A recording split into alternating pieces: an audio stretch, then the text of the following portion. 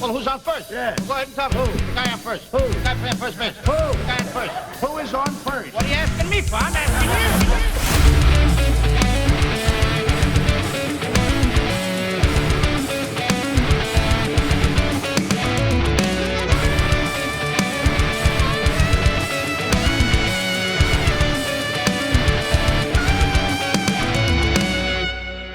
What is up, everybody? Welcome to this episode of Who's on First. Thank you guys so much for listening. We've got so much to talk about today. It is July 5th as we're recording. The Cardinals and the Cubs just finished the first series in Wrigley Field this year. It was quite exciting, and there's some really, really fun moments in baseball that we're going to talk about, particularly a former player from both of our teams who's got some drama. So before we get started, give us a like, follow, subscribe. I really appreciate you guys. Really appreciate all the comments and conversations that's been happening on TikTok and on our social media. So let's keep it going. Let's just talk some baseball, and let's just have some more fun talking about this beautiful game that we love. Before we get started, Michael, how was your weekend? Baseball weekend, not the best overall. Can't complain, celebrated 250 with the family and had a beautiful time watching a lot of fireworks. Unfortunately, the Cubs did not have a whole lot of fireworks happening this weekend, but overall, great weekend. I'm actually a little more surprised by your answer. I thought you were going to be a little more bummed. Hey, the fireworks. The views, man. Yeah, the fireworks put me in a pretty good mood last night. That's true. Yeah, it's always a good day when you celebrate, 250 years. I mean, that's cool in and of itself. A great day. Right now, my mood has dropped significantly because of the Miami Marlins pulling Yuri Perez in a perfect game, not even giving him an opportunity. And then their relief guy comes in and immediately blows the perfect game, gives up a hit, all of it. So it's not even a no-hitter anymore. It's like I'm turning it off because it's just making me mad. Well, I mean, that's like that's how karma works in baseball, right? Pulled the guy who had enough pitches left, and it's like, all right, the baseball gods are like, this is your fault. That manager's going to remember that for the rest of his life, and might not have a job next year. I would, if I'm, oh man, I can't say it. I'd get rid of him. Be done with him. Let's move on. No. It's over. That's because you want that job really bad. I'll take it. So, guys, let's talk about this Wrigley Field July 4th celebratory American, weekend.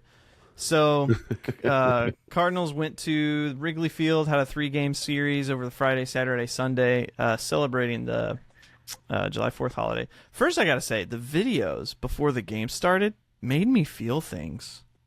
Oh, made me love this game. But our Cardinals came away taking 2 out of the series of 3. The first game had a 17-1 game, had 17 hits from the Cardinals, 3 home runs individually.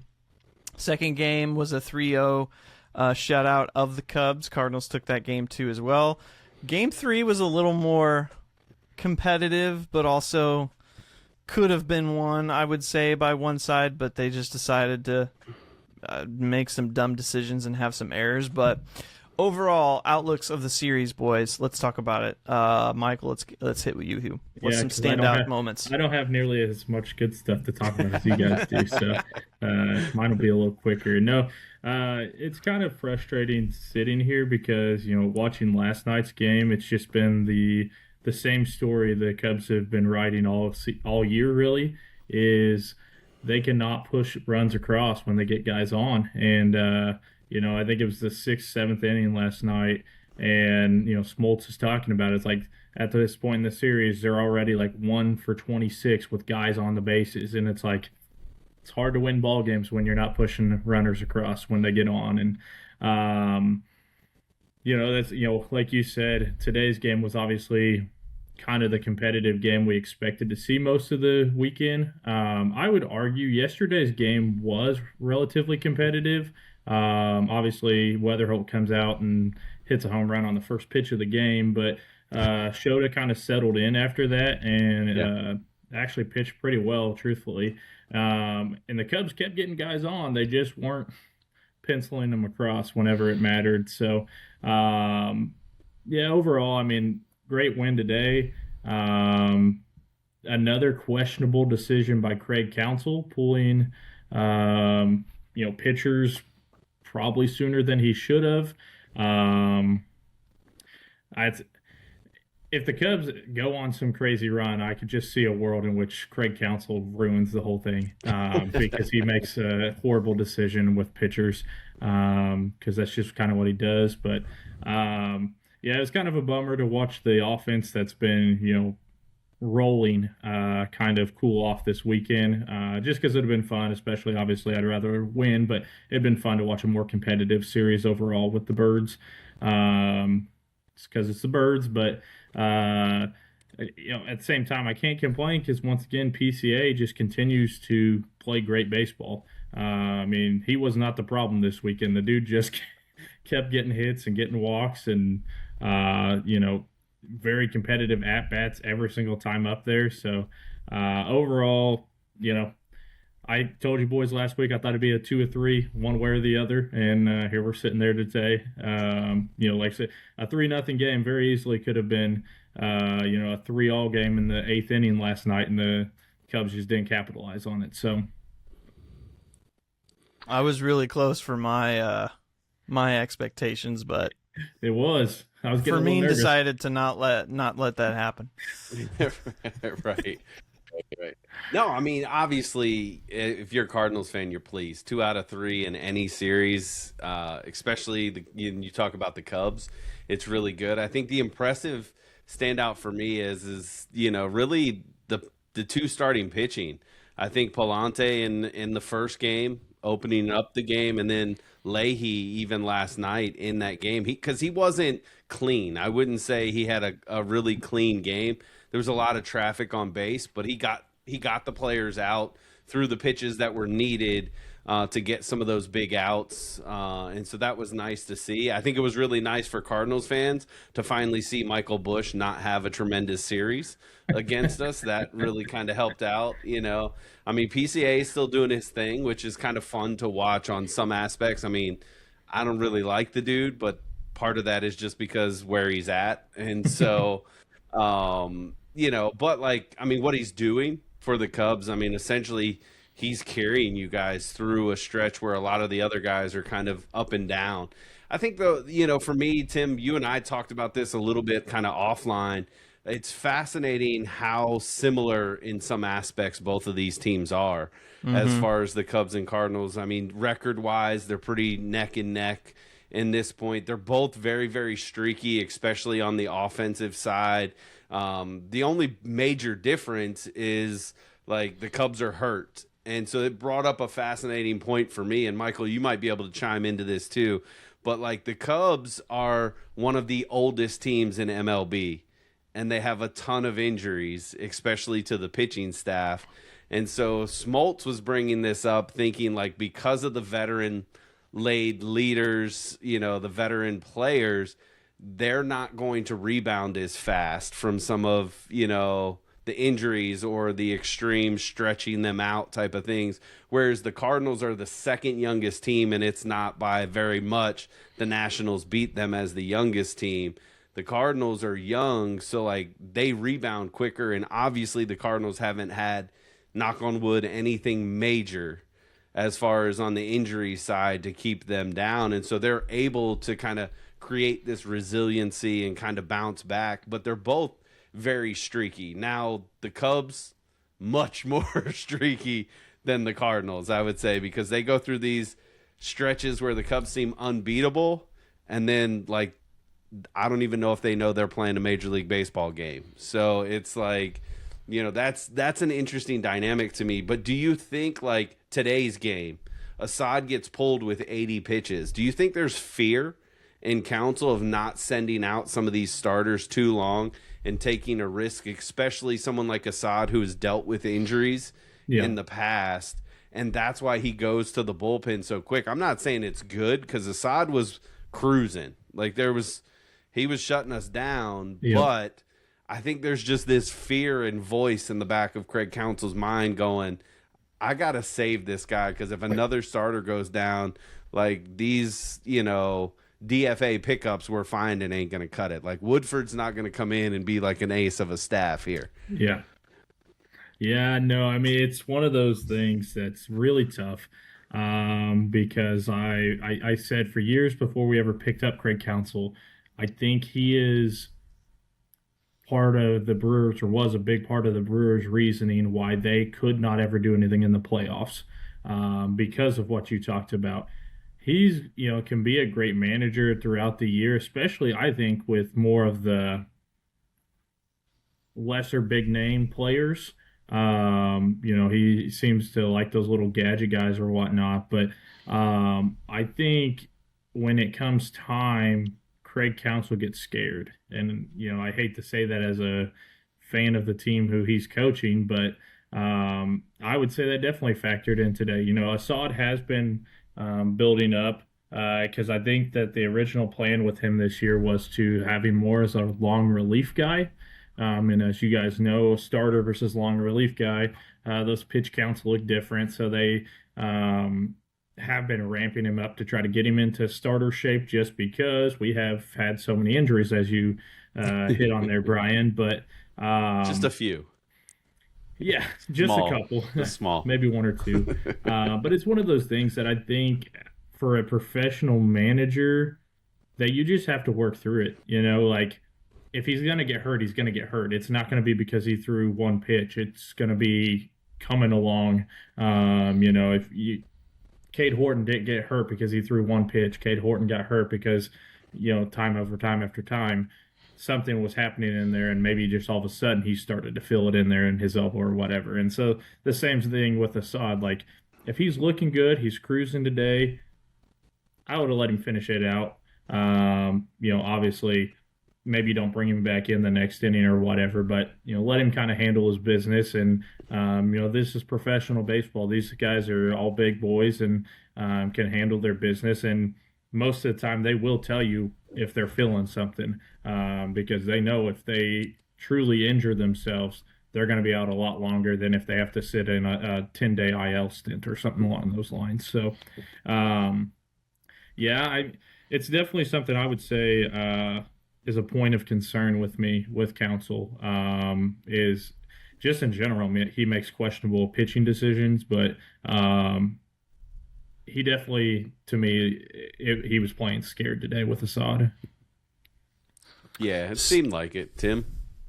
So it's an interesting question. I'm going to actually go back to there's two parts to your question. I'll go back to the first part later, but this part, it's kind of weird for me to think about it because when he was with the Brewers, at least I would say I didn't think questionable decisions about his pitching decisions.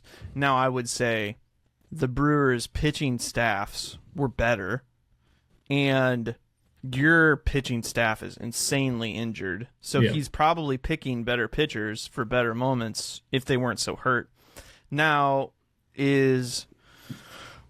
you could spend a ton of time trying to figure out why your staff is so hurt. I think there's some luck. I think maybe there could be, I don't know, ways that the health staff and management staff of that type of stuff could do better. I know, and this is not a comparison game, but I know right now the Cardinals are on like a bit of a run with keeping pitchers healthy, and it's a very much a point of emphasis. Now, a lot of their pitchers are dudes that just like they're ground ball pitchers and contact pitchers. They're not like stuff oriented people or stuff oriented guys. So that's you're not using your elbow. You're not using stuff that could lead to injuries as much. But still, injury is a little bit of luck oriented. But at the same time, you could maybe look into the health and development staff of the Cubs. But at the same time, like, Craig can only go to pitchers that he has, and if all of them, not all of them, but if a lot of them are bad, like that's all he's got. Now, as far as today, I don't know, is Assad working back from something that he's got to build up, or did he have 100 pitches that he could just go out and give? Well, that's a true question. Yeah, I don't know that they necessarily like Michael said a minute ago. I mean, he was slated to be a long reliever and then kind of thrust into the starting role because of the injuries. And so, sure, there is a different pitch count that you work up to as a long reliever because you're not going to go out there and typically throw maybe more than 50 pitches as a long reliever. But he's started a couple games now. This was, he's well into being consistent in the starting rotation. So it was just interesting to me that at the 80 pitch mark is when they pulled him, which, and again, I think it would have been different if the Cardinals were consistently, putting him in threatening positions. They had a couple throughout the game, but it wasn't like they weren't like these extreme, what they would call high leverage pitches in the moment. And so it seemed to me like you had an opportunity to, even like Michael said, even if you don't stretch him out like to 100 pitches, see if he can get you through the inning. If he gets you through the inning, pull him in, give your reliever a clean inning to come into versus that. And so I think that's where like some of the questionable decision making comes in on my part. Now again, I'm not privy, like I don't know what the splits were or the line was for whoever was coming up when Craig decided to pull him. Maybe the batter that's coming up, is lighting up Assad. Again, I don't even remember who it was when he got pulled. I want to say it was Nootbaar, but I could be wrong on that. Yeah, I don't know. I don't feel like that's something that I would question too crazy, just because the amount of luck that you guys have had with pitchers in general is just so bad this year. Yeah. So if I'm put in that situation, I'd probably lean on the side of like, okay, I can't let this dude's arm fall off too, and this matchup's a little less favorable, and he's 6 pitches away from his limit. I got to keep him healthy. I don't care if the game's on the line. That doesn't feel good as a fan, and I mean, it benefited my team, and that's not why I'm saying it, but I probably do the same thing. Just because I was just looking up, you guys have 13 pitchers on the IL right now. Yeah, yep. That's crazy. And you guys are picking up guys like Jake Woodford because there's not enough. You don't have enough bodies essentially. Yeah. So I probably would be terrified too. It's like because I also think is this an indictment on him as a manager and a leader of his clubhouse that his guys are falling this much? You know what I mean? Like. There's some luck involved with injuries too, but it's like, dude, your clubhouse is losing pitchers like crazy. What are you doing in there? Yeah. Now I don't think that's true, but you never know what the brain goes through when all my guys are dropping like flies. What the heck's going on, kind of thing. To your first question, Brian, I'm not sure that I am fully into that idea. Not necessarily that there is something to that. The only thing I can think of with such a young team is like they have everything to prove, and man, the Cubs are just going through it with injuries completely, and it's kind of like the Astros to me too. Like the last 2 years, everybody's just dropping like flies, and we don't know why.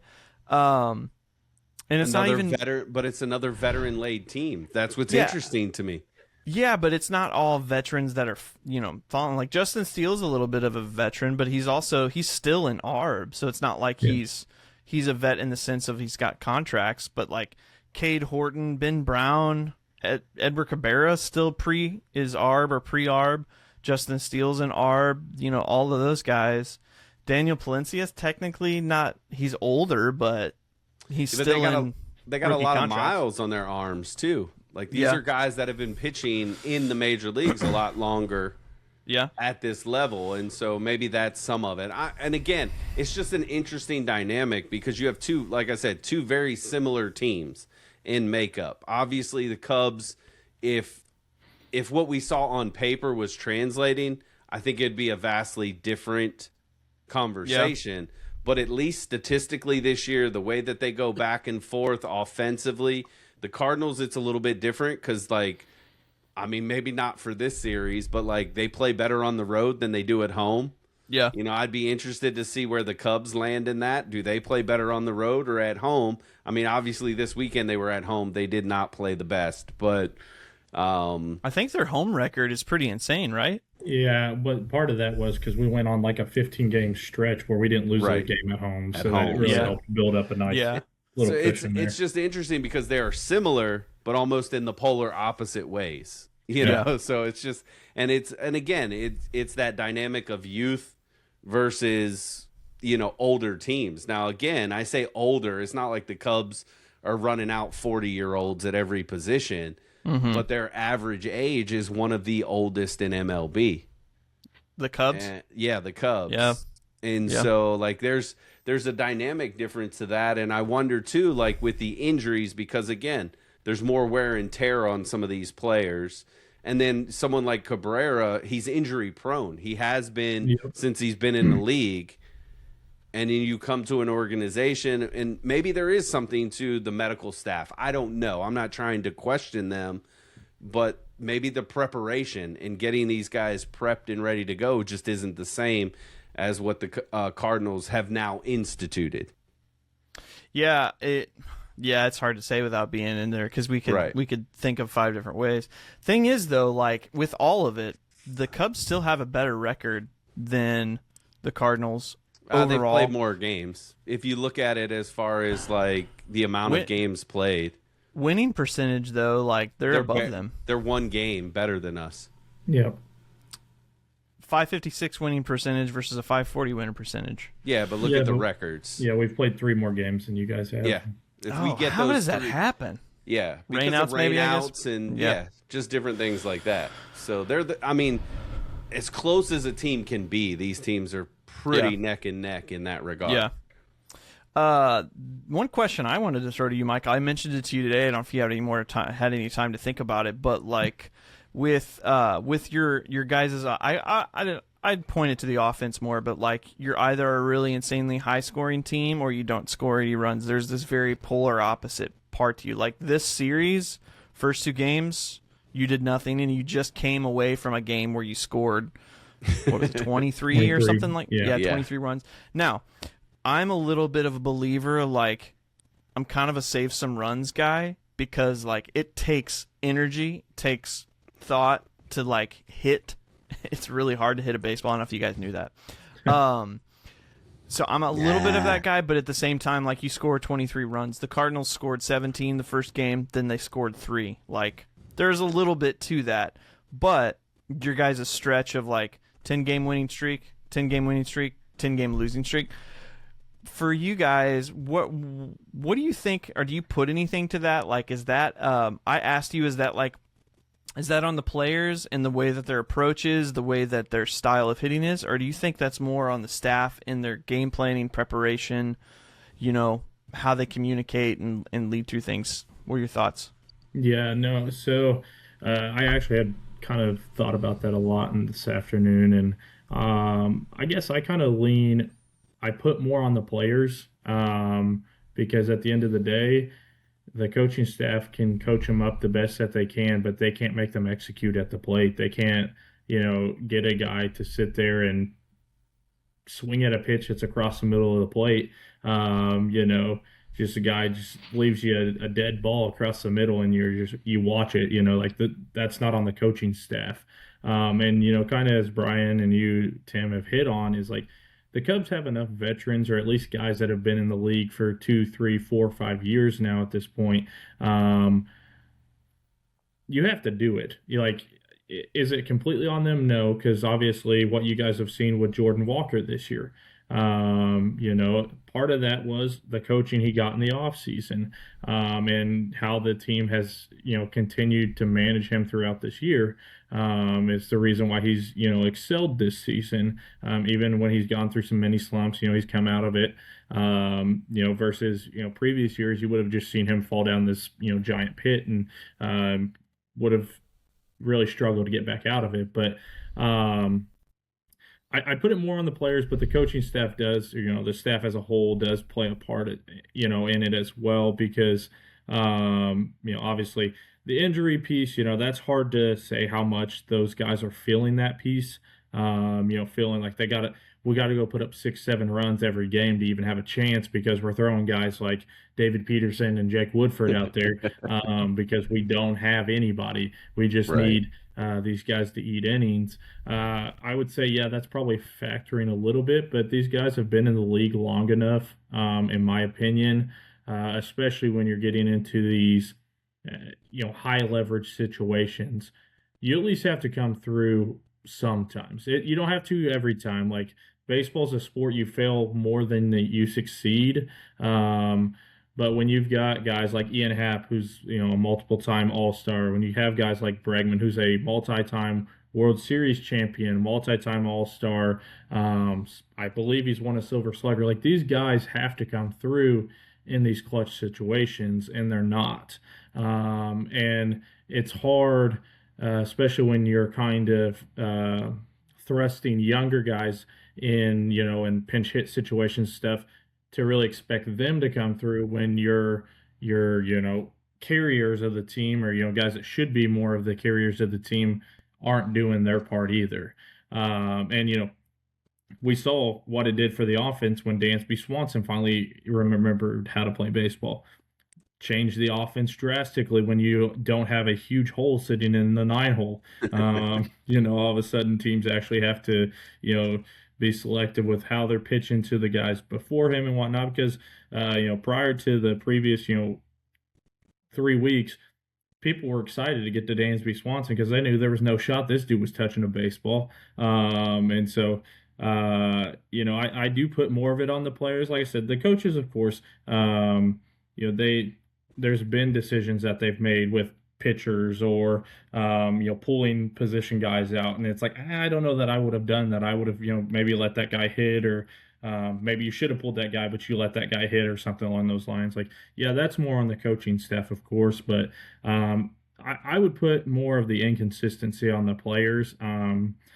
We'll see what happens with the All-Star break. The All-Star break, some guys will tell you like it's never long enough, but sometimes it's just what those guys need to be able to, get that 5-6 day break for some of those guys, just to kind of clear their head and spend time with some family, get away from the ballpark, because baseball is so much more of a mental sport than some others. Like when you get in those slumps, it's tough to get out of that. When you're there at the ballpark every single day, you guys are in one right now, you play 15, 16 games in a row. It's tough. And, if you're not hitting the baseball, you're not fielding well, like you're thinking about that every single day, and it's hard to get out of that until you give yourself a day to step back. And some of that piece, I would say, is more on the coaching staff. That's when they come to the guy like, hey, we're giving you the next 2 days off. You need it. Like, you're not helping the team right now, and you're not helping yourself out. And that's part of being professionals. Professionals have to go, okay, you're right. I'm not helping the team out. I'm not helping myself out. Take that on the chin. It's nothing personal. It's just to help everybody overall do better. And so, yeah, it's like I said, obviously you guys get it too. Like, it's a team sport, and the coaches do play a factor. Like any person that tells you, especially with professional baseballs, with the strategic moves they have to make with pitching, that coaches don't factor, they don't really know what they're talking about. Like, they do have a lot of say when it comes to that. Now, like I said, the players have to do it overall. Like, the coaches can't control everything, but the coaches do make some decisions that can win or lose you a game, ultimately. But overall, it's the players just having to do it. That's good. Last thing I'll mention, I feel like ending this on a good note, even though the Cubs aren't doing so well through this game, I still think there's something fun about this rivalry. So I was looking into some numbers, and it's gonna be fun to see this season. I think in future seasons, Weatherholt and PCA going at each other against each other. Yeah. Because something I didn't realize this. So we've played the Cubs 2 series now. Yeah. You guys have come to St. Louis one time, and we've gone to Wrigley one time. So we got 2 series. JJ's hitting 500 against you guys. Yeah. In 23 plate appearances, 500 average, 1.3 OPS. PCA is hitting 327 with a 1 OPS against the Cardinals. Now that's 3 total seasons. 2024 like a little bit, but 2025 had some meaty numbers. Yeah. This year so far, he's hitting 444 against us with a 1.3 OPS. So I think that's incredible because now the Cardinals finally have a Cub killer because the Cardinals have had freaking Cardinal killers.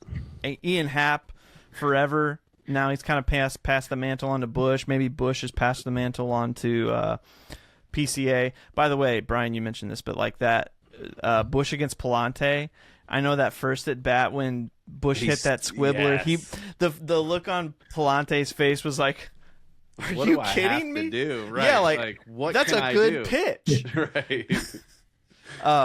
I think that's really, really fun. It's going to be really, really cool to see these two kids going at each other. You know, PCA signed long term, so he's going to be going down our throats for a long time. We don't know what that's going to look like with JJ, but Yeah, I at think least- that's pretty cool. Right. At least 7 more games in the regular season still to come. So, Yeah. I mean, Only it's 7? 7. Yeah, we got a 4-gamer at home and then another 3-gamer at Wrigley. And really? All right. Yeah, that's the new schedule, man. You don't play your division quite the same that you used to. Yeah, it's 13 games right now. I think Yeah. a year, 13 Yep. per. Ironically, JJ is hitting like almost 500 against all division opponents in the Central, which is Yeah, good Those on Yay. him. those are the But- guys you want him to hit against, especially. yep. He can't crack the All-Star team. Just saying. Well, shall we talk about that next? That's what I'm teeing it up for you, brother. Teeing it Oh, up. thanks. All right, so the other thing we want to talk about, the big topic is the All-Star votes were just cast, and all the All-Star starters and everybody, all the All-Stars were just set up. And shout out Jordan Walker made the All-Star team. PCA made the All-Star team as well. I don't know who else on the Cubs made. Did That's anybody it. else? Just PCA. Was PCA voted or was PCA put in? PCA was by the players. Yeah, add it in. Yeah. Oh, added by the players. He's Okay. a reserve. Mhm.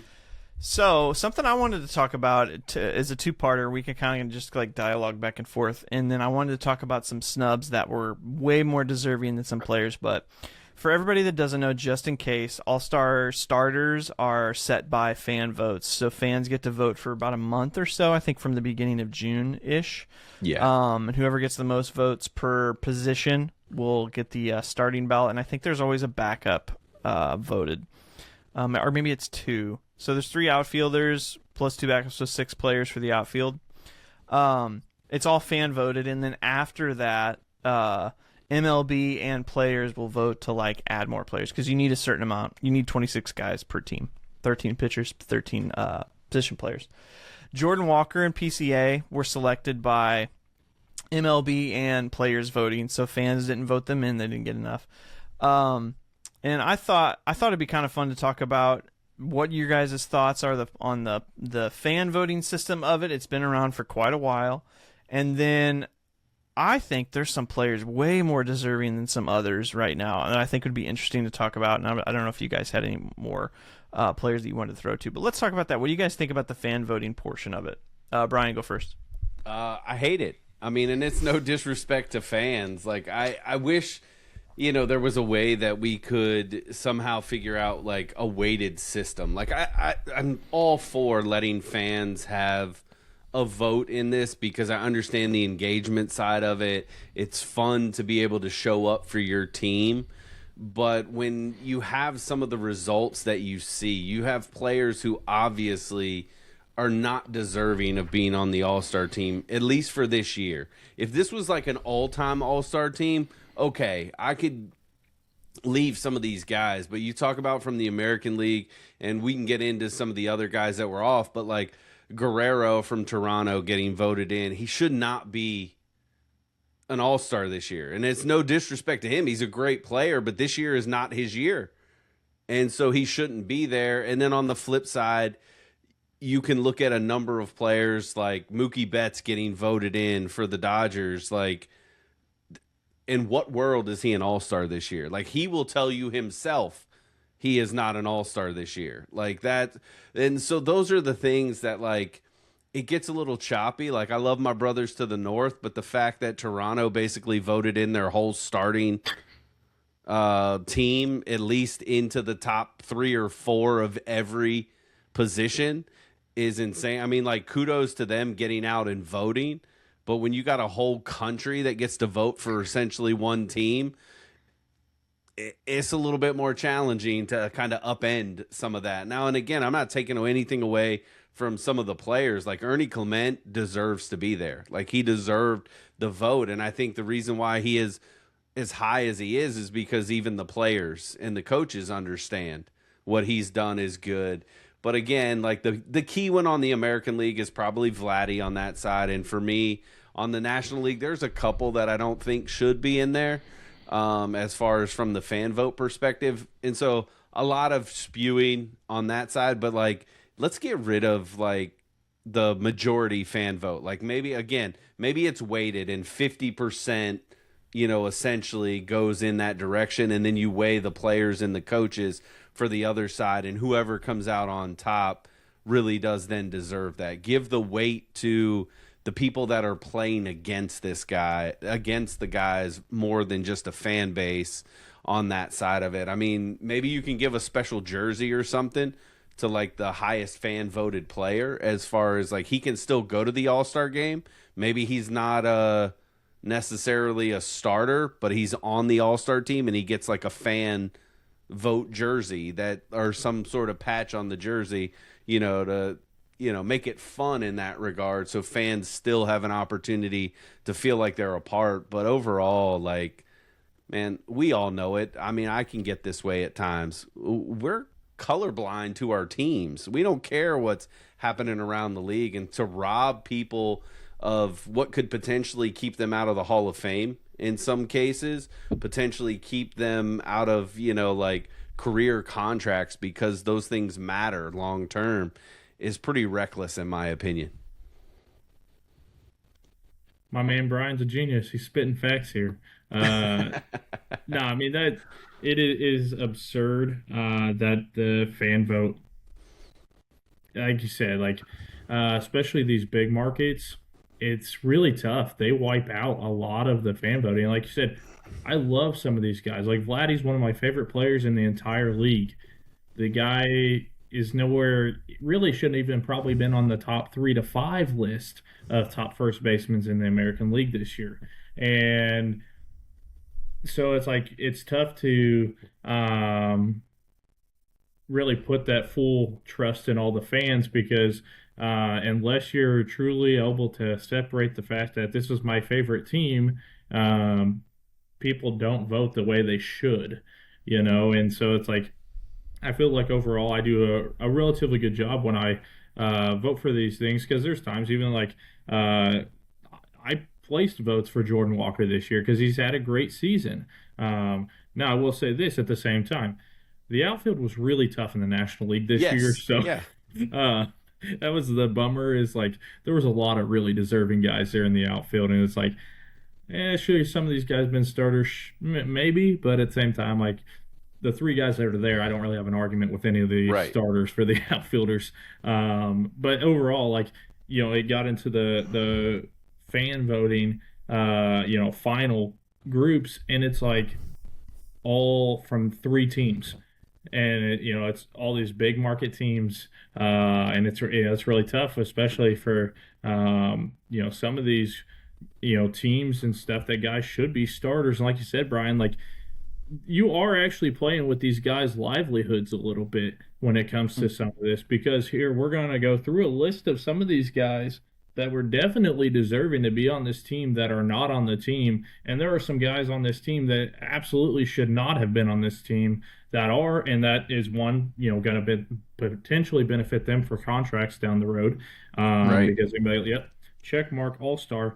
Or some of these others where it's like, yeah, were your numbers good enough to be an All-Star? Absolutely. But the fans prefer. They don't know who you are. The fans prefer to put a guy who's batting 230 in there. Sorry, buddy. Like, do more social media work. I don't know what to tell you. Like, so there has to be a change in the system, and that's I think this is a great problem to have if you're the MLB, because unlike the NFL and the NBA, as I've talked several times, like, they're having to try to figure out how to actually make the game competitive. Whereas baseball, the game's actually fun and competitive for the All-Star game. Now the piece they have to figure out is making sure that all of their, at least as best as possible, the right guys get there every year. Because it's like, I don't have a problem with the league stepping in, especially to be like, we're going to Albert Pujols' final season. Make sure he makes the All-Star game. Like, guy's a legend. He's going to be a Hall of Famer. Doesn't matter if he makes the All-Star game, no, because he's already got 100, piled up behind him.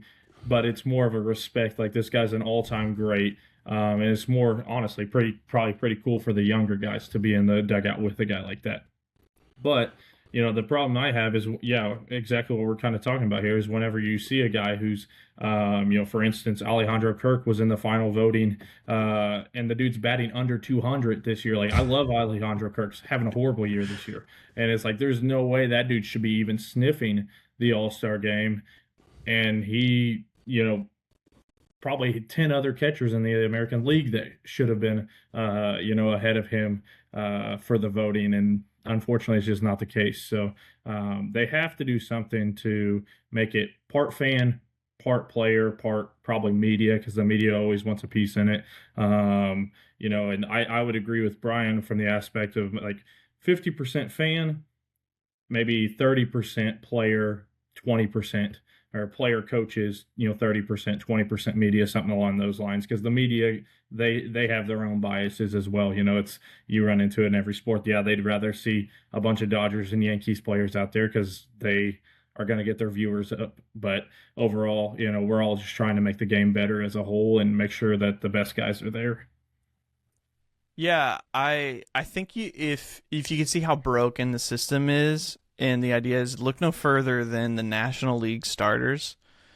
There are 6 Dodgers on the starting lineup for the National League. And so you're pretty much just putting the Dodgers team, which makes sense because they're going to have one of the biggest markets in the world right now. They're carrying Shohei Ohtani, which he's the best player in baseball. Sure. There is some Ohtani fatigue, but no matter what, the dude's a two-way player and elite at both sides. He's the best player in baseball. But I'm even of the belief of I don't think Aaron Judge deserves an All-Star this year, mostly just because he's been injured. Yeah. Not because he's been horrible, but he's just been out for a long time. Same with Alejandro Kirk type thing. He just doesn't have enough plate appearances to qualify, in my opinion. Yeah. I'm in agreement with you guys. I don't know the exact fix because it's been a fan incentivized fanfare type thing for a long time. I just think with media and the way that media is used today, social media in particular, it's very market size infatuated. But the Cardinals had 7 or 8 All-Stars on one team 10 years ago or something in I think it was the 14 game or 13, something like that. So it's not like that market's absent, but it's a different time. The Dodgers are in front of everybody. Ohtani exists, so everybody's watching this dude play baseball. Yep. But Teoscar Hernandez, in no way should he be an All-Star right now. Right. And in no way should PCA not be starting over him. Or, I'm a Walker fan. Yes. PCA should be starting over Jordan Walker. Over Teoscar Hernandez. Andy Pages and Brandon Marsh have been great. They have had great seasons and definitely worth it. But yeah, that's broken in my opinion. Now Vladdy just said he's going to bow out, but he's still going to get an All-Star on his thing this year. And to your point, it is a big incentive for them to make the All-Star game because they get more money. Yep. Every one of their contracts gets some sort of benefit to them to make the All-Star. It doesn't affect the rookies' contracts, but it definitely affects their outlook, for the rest of their post-rookie contract type thing. But I think also about Ozzy Albies, he's had a pretty decent season, but I'm not trying to be a homer, but JJ leads second baseman in WAR.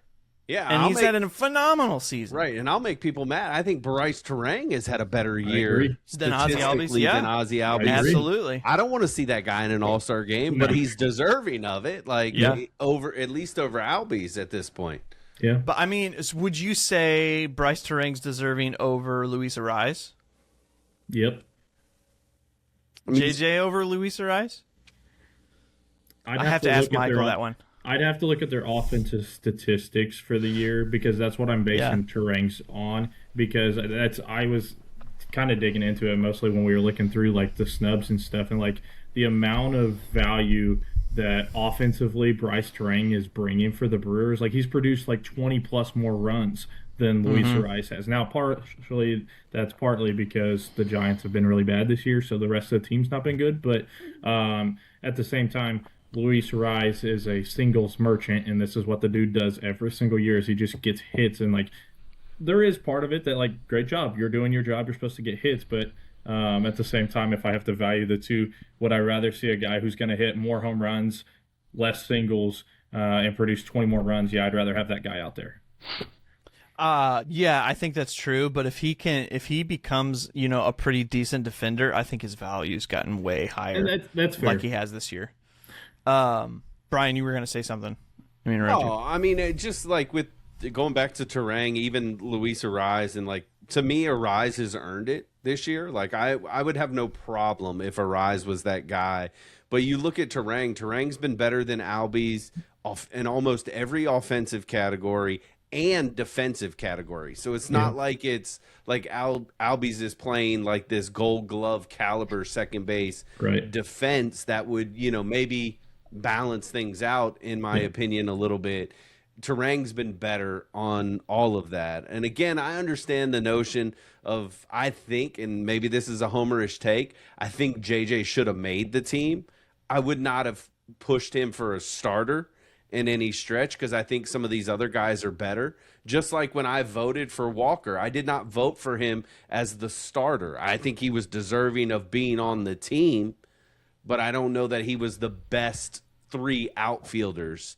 Yeah. He had a stretch where he was, but it hasn't been the whole first half. And that, for me, that's what I looked at. And you see that with a lot of them. Like, the notion, again, going back to the Dodgers having 6 players, yes, they're the best team in baseball. That's wonderful.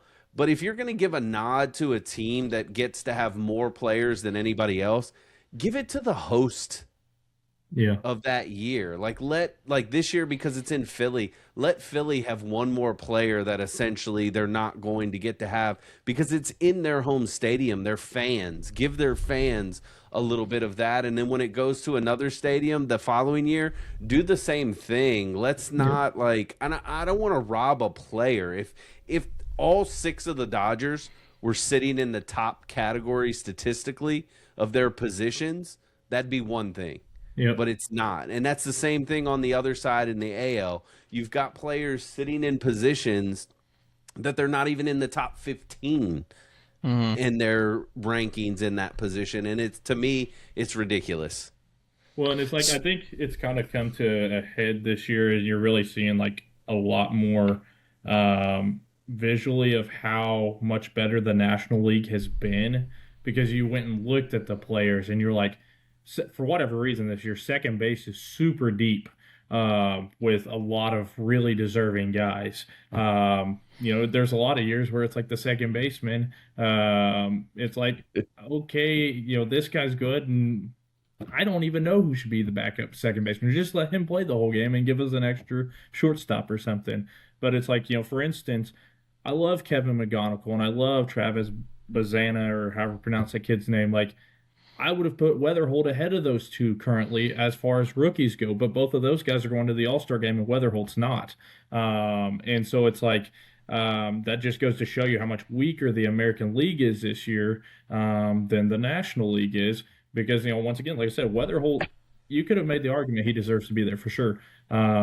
Unfortunately for him, he played a super deep position in the National League this year. There would have been no question in the American League that he would have been an All-Star this year.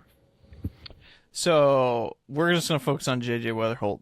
We're going to focus on second base just for a minute, and then I want to do some other snubs and highlights. So I have a comp pulled up of Terang, Ariz, Weatherholt, and Ozzie Albies. And Luis Ariz is leading all 4 in OPS plus at 135. Bryce Terang's at 125. JJ Weatherholt's at 120, and Ozzie Albies is at 113. Luis Ariz is leading in OPS at 831. Terang's 824, Weatherholt 778, Albies is 770. Ozzy Albies is lower in every single category compared to everybody except for home runs at 14, and JJ has 13 home runs, or Terang has 12 home runs, and Arise has 4. Games played are all within 1 or 2 games of each other. Plate appearances are all within 10, so they're all really close. Who's leading in WAR? JJ. I bet JJ because of his defense. JJ's got 4.2 B WAR. Terang's got 3.5.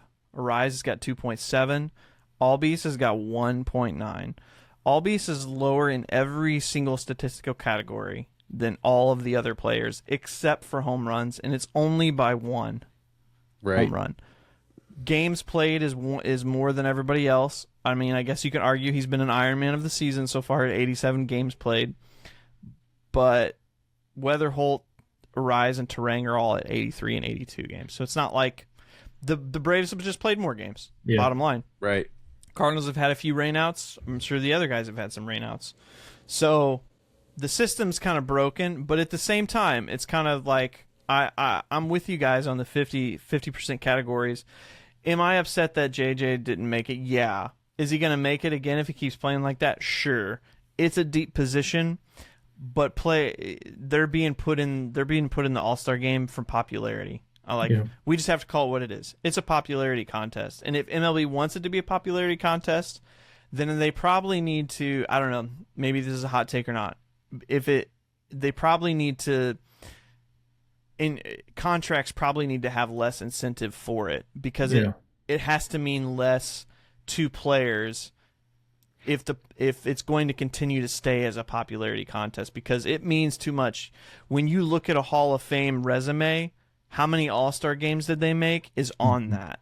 Yeah. And if the only way they make an All-Star game is if they're in the biggest market right now and they're just known in the game, that's kind of unfair. Well, and then you're pushing those players to sign contracts with the big major market teams as well, and so you're just hindering that's your a good product point across the board. That's a really good point. Do you guys have any other snubs that you think like is way more deserving than this other guy? I got a couple. We'll save number 40 for later. I mean, definitely. Again, he is one. I think on the American League side, like the fact that Nick Kurtz and Ben Rice are not there, I think is pretty. So they did make it, but they're just reserves. They didn't get fan voted in. So then the next guy I would say on that list, probably above Vladdy, would have been like Jonathan Aranda from the Rays. Yep. Yeah. Like to me, like it's a great maybe one. they will add him. I don't know. Like with Vladdy stepping out, I don't know if they finalized like their roster at this point. Yeah, they did. So Nick Kurtz got brought in because Vladdy stepped out. Okay. Ben Rice was put in already, and then I've just had it pulled up. Nick Kurtz and Ben Rice are the backup first baseman, and Nick Kurtz got brought in because Vladdy said no. Yeah, some of the Rays didn't get love, like Nick Martinez. You got to give the man a lot of credit. He's had a tremendous year as a pitcher, starting pitcher. Yeah. And, like, I think there was some of that. Like, I'll even give a former Cardinal some love here in Sonny Gray. I mean, Boston's not doing anything, but dude is shoving when he goes out there. And so it's like there are a lot of players on the American League side like that. And I think maybe the biggest for me, and then I'll let you talk. We already talked about JJ. To me, this is because it's in Philly. And Michael, you and I talked about this, but like Zach Wheeler not being on this team, it was a huge missed opportunity in my opinion. And then the last starting pitcher, I would say for the Pirates, maybe there's an argument he's not going to because of popularity. Maybe could have beat out Paul Skeens a little bit. Would have been Braxton Ashcraft for the Pirates. He has pitched extremely well this year. I mean, in 18 starts, he's got a 3.24 ERA, 122 strikeouts, and just under 109 innings. So, I mean, he's been solid. Like, and these are guys that, man, they could probably benefit from that little all-star tag. 100%. Well, and it's like, I say this with all due respect, but Logan Webb has no business being in the all-star game this year. He's been bad. No way to split it. Like Logan Webb's having a career worst season. The guy's not been good. He has no business being around the All-Star game. And quite honestly, there's several others that I would say, kind of the same, that it's like, you don't really deserve to be there ahead of guys like Zach Wheeler's having a phenomenal season. I think he's made 9 starts or something, and he's got 9 quality starts. So it's like the guy's been kind of locked in since he came back from his injury, and his ERA definitely speaks for itself. Yeah, you kind of hit on the couple Tampa guys I would have hit on. I would have even argued, as much as I'd hate to see another Dodger there, Justin Robolewski's had a great season so far. Yeah. And once again, Logan Webb, why is he ahead of that kid? Now maybe they put him in, and because they were like, oh, the Dodgers got enough guys or something. But like apparently not. There's 9 positions. Honestly, and then as much as I hate to say it, that kid from the White Sox, Davis Martin, that kid has had a great year pitching for the White Sox. And I'm like, I was shocked that his name was not up there on the list. Just with the way he's kind of handled his business. I was excited to come on the show and be like, oh, both the guys the Cardinals traded to Boston should have been there. But, all day, I'm sure we're getting ready to get into it. But, Wilson Contreras not being there with the stats he has is kind of absurd to me. Mm-hmm. I agree. So I kind of think I'm going to throw a couple out there. So Cedon Rafaela is a sneaky one to me that I think should be on the list. He's having a phenomenal season. 117 OPS plus, which is, it's still above league average. It's better, we just talked about, better than Ozzy Albies. And he's, write this down, 14 defensive run saves, 11 field run value, 5th in AL and B WAR out of all of the AL, 3.6 B WAR, having a phenomenal season. Nick Kurtz was on my list, but he got sneaky put on. Someone that I think doesn't really deserve it, and this is not an indictment on the guy because he's a great human being, but Freddie Freeman doesn't deserve the All-Star, in my opinion. He's a Dodger, so I guess he's going to get it. The only way I see that is like if that's the legacy pick. Like each team gets a legacy pick. But Bryce Harper took that, and I think it's fair that Bryce Harper got that. I say that as I look at his numbers. Freeman's having actually a pretty good season. I need to put my foot in my mouth on that one. 894 OPS, 147 OPS plus. That's pretty good. Is it because of the Dodger though? Bryce Harper is the reserve. Who else is a first baseman in the National League? Matt Olson. Yeah. Matt Olson probably deserves the start out of all of them, in my opinion. Yeah. But I also, Wilson Contreras definitely deserves to be on that list. 100%. 9th in OPS in all of MLB, 10th in WRC plus, 150 WRC plus for this guy. And we're talking about a guy that's been catcher for most of his life, so he's played 80-something games, 90-something games for a year most of his career. Yeah. Transitions to first base last year, so he's getting more games under his belt. Goes to the best ballpark ever for him. He's having a great season. Let me ask you a question, then this will switch us to it. Do you guys think he didn't get in because of the stuff going on that we'll talk about? Yeah, you really think so? I do. Yes. Yeah. I think he would have at least been one of the reserves added on had the situation not happened. Now, if so, Vladdy just said no. Nick Kurtz is next on the list. Kurtz isn't going to say no. No, he's already said yes. Yeah. Why did you not say? Right. If one other drops out, like let's just say Ben Rice says, "Hey, I don't want to play." He's still going to be an all-star, won't get played, and they need another first baseman. Do you think they call Willie? I hope so. I would think say, they will. Yeah, I'd say Boston has enough media presence that they would push him in there. But I do think that's the reason he's on the outside looking in. Yeah. Speaking of, let's talk about it. So, our boy WC40 had himself quite a week this week. Made the headlines in the least likely way possible. Well, I guess maybe the most likely way possible, knowing who he is. I think it's safe to say all three of us love this player, right? Yep. 100%. Yeah. I miss him. I don't miss him, but I also miss him at the same time.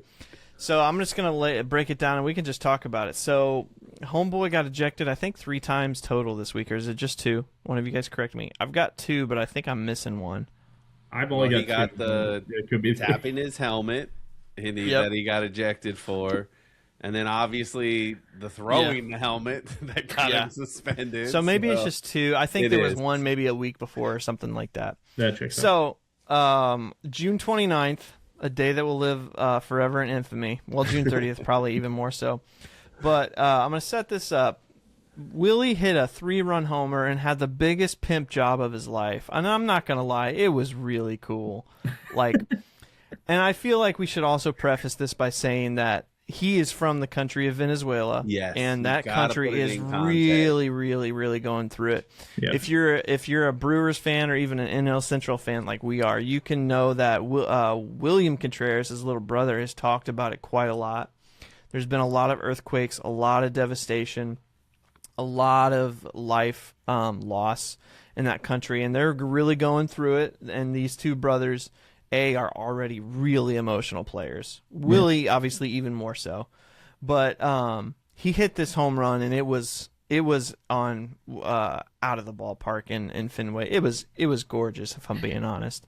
And threw the bat like 30 feet in the air. It was crazy. Good on him. And celebrated, and you could tell he's feeling some stuff. He's always feeling some stuff. The next plate appearance that he came up with, he got rung up on a check swing, and walked out. And then he kind of walks out of the batter's box, and takes 5 feet past it and starts to tap his helmet. He's not looking at the umpire, but the first base umpire rings him up and ejects him. He wasn't looking at him, so he didn't notice it first. Then looks, and he's like, "What?" And the best part about this to me is the fact that he realizes what's happened, and he gets ejected, goes to the dugout, and then comes back out to talk to him. He's like, "Hey, I just need to explain it." And good on the umpire for come over here, we can talk about it. And he didn't, it didn't turn into a thing, but it was really, really funny the fact that he got ejected and goes to get ejected, then comes back out to talk to him. I don't think I've ever seen that before, because usually it gets heated. The next day, the day that will live in infamy, Boston and the Nationals are at it. The Nationals are at Fenway. First plate appearance, Willie comes up. He reaches base on an error and makes it all the way to third on that error. There's 2 outs already. I think whoever was up next lines out to, I think, left field. And so as Willie's rounding third, the ball gets caught in air, and he crosses in front of the pitcher being Cade Cavalli, crosses in front of the pitcher. And I got to shout out Jumboy. There's a whole 15-minute video explaining the whole thing. Definitely got to watch it. And Cade Cavalli made some gestures and noticed it, and it wasn't cool to him. And Willie apologized on the way out. Next plate appearance, Cavalli strikes him out, says some choice words, and thus ensues a big brawl, of which I haven't seen one like that in a while. Willie throws his helmet on the ground, then picks it up and tries to start swinging, and then in the best part of all of it, Miles Michaelis and Nate Eaton are just on the outside of the ring, just like throwing each. So I say all that to say that was a long setup, and I'm talking for a lot. What did you guys think of the whole thing? What's your thoughts? Did he deserve the injection? Did he deserve the 7-game suspensions? What were your thoughts about all of it? Go ahead, Michael. Yeah, no, the first game I would say no, and that's what I would imagine. The umps obviously most of the time are going to come out and be like, "My bad," but to me, that's where the umps got to have a little thicker skin than that, in my opinion. He didn't run over there screaming at him or anything like that. It's the same way like when a guy says something on his way back to the dugout, but he's not looking at the umpire and the ump tosses him out or something. Like, it's like, I get it. Like, yeah, maybe what he said irritated you or something, but let it go. He's walking away. Like, he's not sitting there picking the fight at home plate or something. The second day, yeah, that definitely deserved an ejection 100%. Now, you could make the argument that Savali would have ended up with more of a suspension had Wilson not chucked his helmet, just because he's the one that instigated in that incident, because Wilson was walking back to the dugout and whatever was said, he was like, "All right, it's time to turn up. Let's go." And so it's Turn like, it up to 11. 100%. But honestly, it's honestly a lot worse for Boston in this instance, because losing Wilson for 7 games versus a pitcher for 7 games, obviously, that changes, what that looks like for you. So he's going to miss one start, and Wilson's going to miss a full week of games. Right. And so that's going to really hurt them. As we were just talking, like, the guy deserved to be an all-star. So obviously it's going to hurt their offense not having him out there. And it's a bad point for that to happen because Boston's been playing a lot better baseball. As of recently, they're not super far out of the wild card picture potentially. So it'd been a good time to be riding high going into the all-star break. But yeah, I digress. It's Wilson Contreras. We all love him, like you said. You gotta take the good with the bad, but probably day one's ejection is all kind of based on how he's acted previously, and some of his previous antics, getting all fiery and whatnot. But like I said, I would have loved the umpire not to issue anything there. Second day, at the same time, I'm pro if they're going to get in a fight, get in a fight. Don't just have words with each other. That's pretty weak. Like, all the dugouts and everything rushing out, like, fight each other. Like, say what you got to say, throw a couple haymakers, and we'll be done here.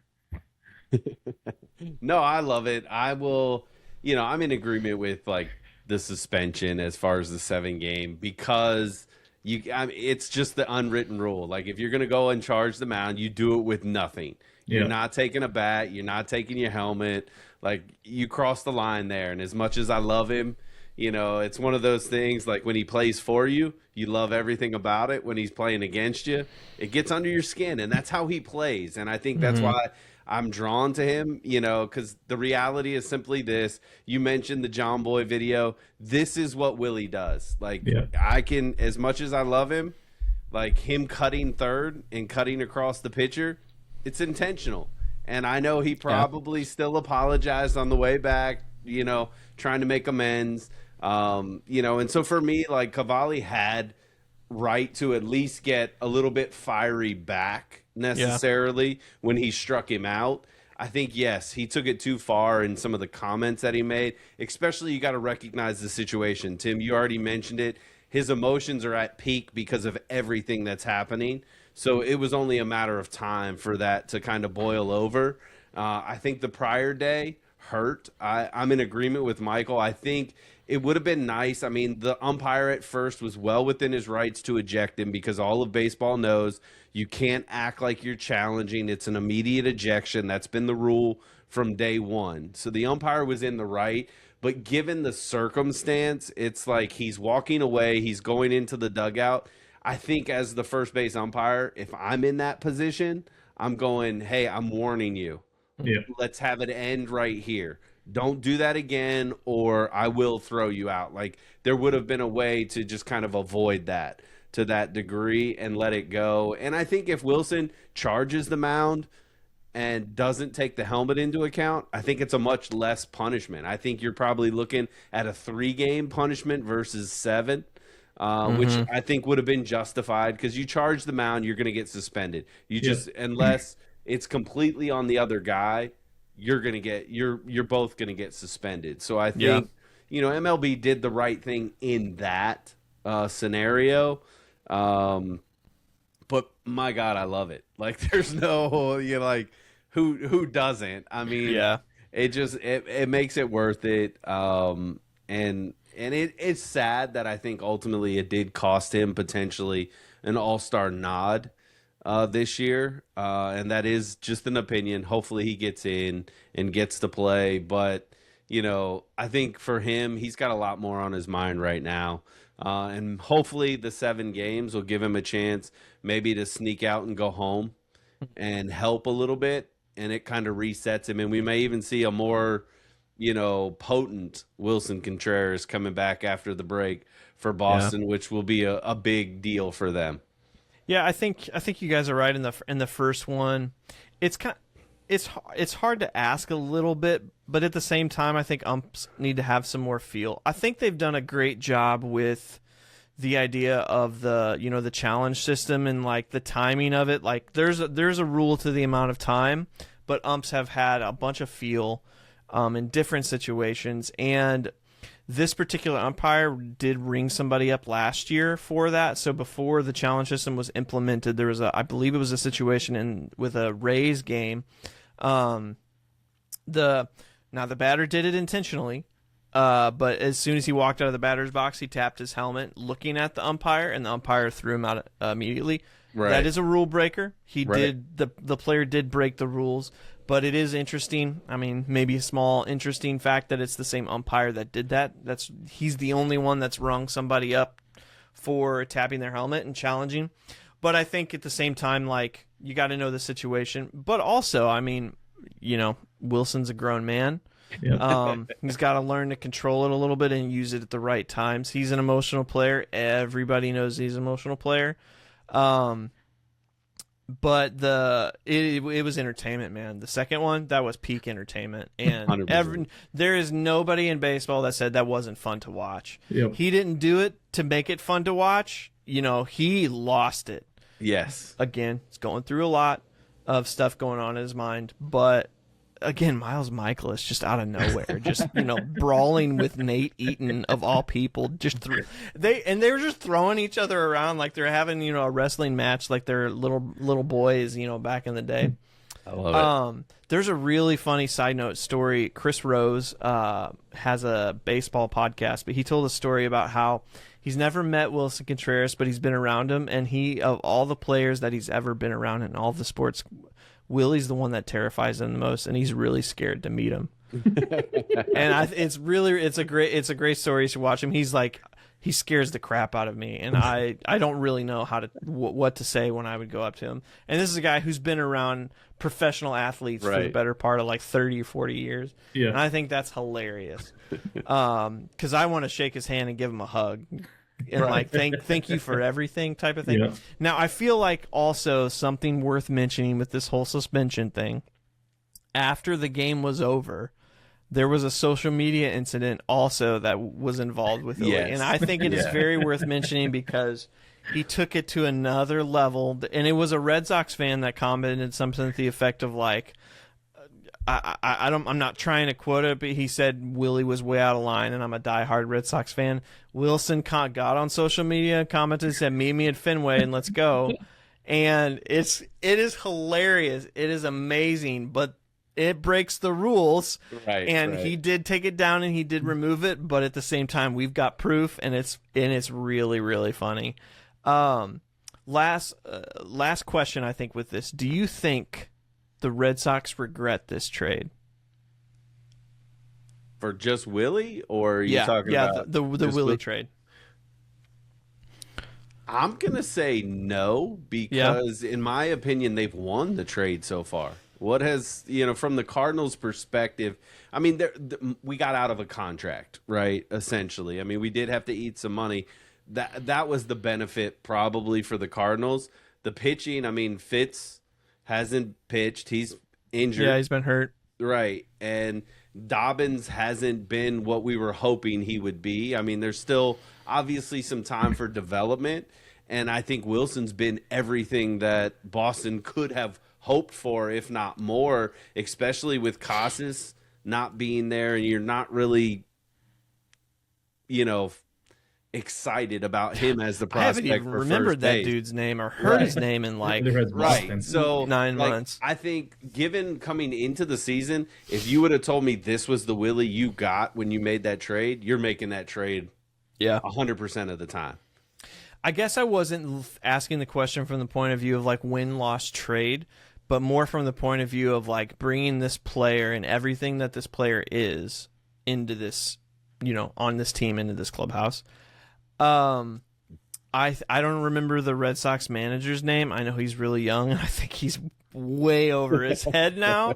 So, you wonder how things would be if there was a veteran manager in that sense. If Tito was back at the Red Sox Yeah. and Willie was his first baseman, would some of these things go down the same way? Probably not. It kind of seems like there's just a bunch of rampant, everybody's running loose in the clubhouse and doing whatever they want a little bit. Willie's been an emotional player his whole life, for sure. But if you think about how he's acted on the Cardinals versus the Cubs versus the Red Sox, they're very different personalities a little bit. And it just makes me wonder, clubhouse situation, culture situation. I do agree with you, Brian. 10 out of 10 times you make that trade. I mean, a dude that's 50% above league average, yeah, you want that guy on your team, for sure. Yeah, no, the only other piece I would say is I think Wilson actually, I don't think they regretted at all bringing him. And I think the piece that they regret is letting Alex Bregman walk out the door and bringing in Durbin at third base. Because if you brought the intensity that Wilson's brought to the team this year with the ability that Bregman brought to the table last year with that team, this Boston team looks a whole lot different. Because, I mean, we're sitting here, Sonny Gray's 9-1 on the season. Ranger Suarez is in the All-Star game. So Right. And that's with Crochet not even doing anything this year. So, I mean, you know what I mean? So that's the piece I think they regret. The Wilson Contreras piece, I think they're excited to have him because as much as you got maybe a fan that says, oh, he's out of line stuff, you're going to have some of those. And, yeah, maybe we'll see a little bit, but who cares? Like, you love to see your guy go to bat for the team like that, in my opinion. Now, are there times when a guy could, overdo it? For sure, but a guy with energy like that, if you can channel it, is, lightning in the bottle that a lot of teams can use to go make some huge playoff run, is a guy's energy like that. I'll be honest with you. I think he was a big reason why the Cubs won the World Series back in 2016, because the energy he brought to the team. It was like, back in those days, Wilson would run every single ball out. It didn't matter if it was a ball to the pitcher. That dude was sprinting down the first baseline. Yeah. And ultimately, it ended up leading to him having like a hamstring injury a couple years later because he was that type of player. But as a fan, I absolutely loved it because I was like, this dude is invested in the game. And like you said, that passion he shows every single time, especially with the way that they're allowing them to do bat flips and stuff these days. Like, it's a knockout punch for Boston if they had a few more comparable pieces kind of doing their business. I looked up something the other day. If you took Boston's pitching staff as a whole, if you took Crochet in his numbers out of their rotation, they have the best rotation in baseball by ERA, which is crazy thing. Crochet had that bad of a start, what did he pitch for, like a month-ish? Yeah. He had that bad of a start that he's putting that pitching staff in the top 10 and not number 1. But if all the 5 starters that they're running out now between Tolley, Early, and all the other guys, they have the best ERA in baseball and one of the worst records. It's crazy, and it's not to Willie's fault because dude's hitting tanks. And hey, you never know. Bregman might end up in the Red Sox this year anyway. You never know. Got to get Shaw back at third base, apparently. Sounds like Garrett Crochet could be on the market if the Cardinals want to go swing big. I'd take that deal 10 out of 10 times. I'm not lying. I knew you would. Yeah, 100%. It's going to cost you J.J. Weatherholt. I'll pass. Yeah, I think I would pass on that one. A little bit on that one. Josh Baez, though? I think I make that. I think that make that deal 10 out of 10 times. Yeah, maybe. But you got to remember, Anthony's coming back. He's going to be their left fielder. They've already locked him in. True. I mean, a right-handed power hitter in Fenway, you say no to that? I'm not. You can put him potentially in right, but then what do you do with Brayu? That's the problem is they're two defensive pieces out there are elite defenders. We're solving all of Boston's problems. Just give us a call. Yeah. Yeah, it's enough talking about Boston. Unless they want to get some more Cardinals and give us some more pitching. Anyway, I think that wraps it up, boys. I think that's it. That's all we got for today. All right, so thank you guys so much for listening. We really appreciate it. Give us a like, comment, and subscribe. Let us know your thoughts about the Willie situation. It was a great week for baseball. No matter what, it made the headlines. And honestly, give us what did you think about your July 4th weekend? What games were you watching? What stuff did you see that you thought was really cool? But we really appreciate you listening. We'll see you guys next week.